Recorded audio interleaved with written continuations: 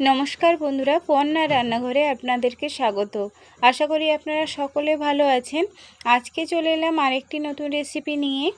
আজকে আমি আপনাদের সাথে শেয়ার করব পটেটো ফিঙ্গার চিপস। তো আসুন দেখে নিই এই পটেটো ফিঙ্গার চিপস কেমন করে বানাই। আমি এখানে একটা বোল নিয়েছি।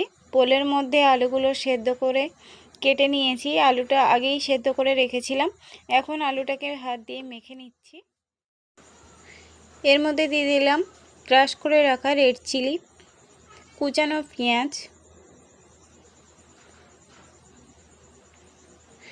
তারপর দিয়ে দিলাম ধনেপাতা কুচি,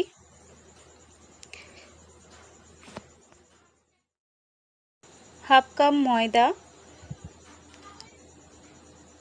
হাফ চামচ পরিমাণ জিরে গুঁড়ো দিয়ে দেব এর মধ্যে।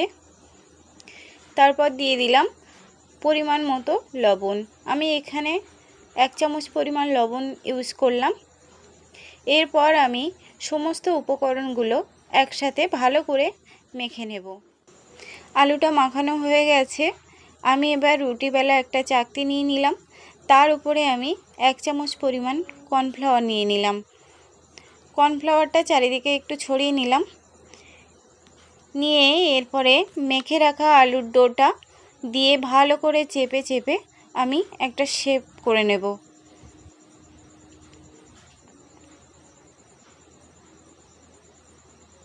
তো দেখুন শেপটা করে নিয়েছি। আমি এর উপরে হাফ চামচ কর্নফ্লাওয়ার দিয়ে দিলাম। আবারও কর্নফ্লাওয়ারটা দেওয়ার পরে আমি চারপাশে ভালো করে মাখিয়ে নিয়েছি।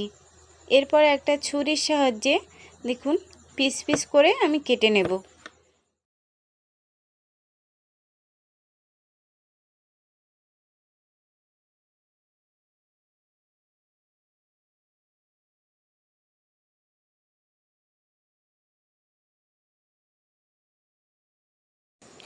কড়াই বসিয়ে দিলাম, গরম হয়ে গেছে। দিয়ে দিলাম সাদা তেল। তেলটা গরম হয়ে গেলে আমি চিপসগুলো একে একে তেলের মধ্যে ছেড়ে দেব।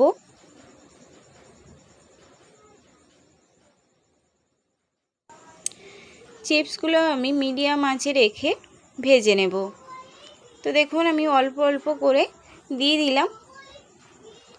একসাথে দেব না, কারণ একসাথে দিলে ভেঙে যাওয়ার সম্ভাবনা থাকবে। তো আমি একটা কাঁটা চামচের সাহায্যে দেখুন সমস্ত চিপসগুলো আমি এরকম করে ছেড়ে ছেড়ে দিয়ে দেব। কেউ কারো গায়ে লেগে থাকবে না এবং ভেঙেও যাবে না। একটু সময় ধরে ভাজবেন, দেখবেন ভেতরটা দারুণ সুন্দর হবে এবং মুচমুচে হবে।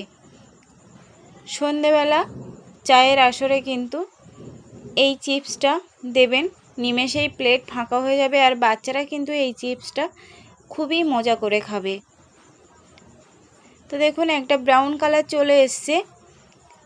আমি এবার চিপসগুলোকে তুলে নেব।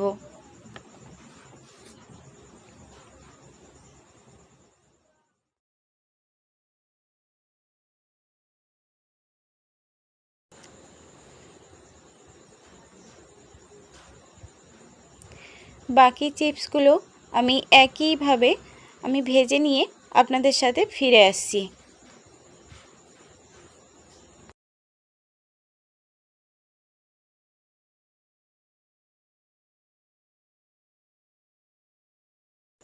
তো বন্ধুরা চিপসগুলো সব কটাই আমার ভাজা হয়ে গেছে। আমি একটা প্লেটে সার্ভ করে দিয়েছি।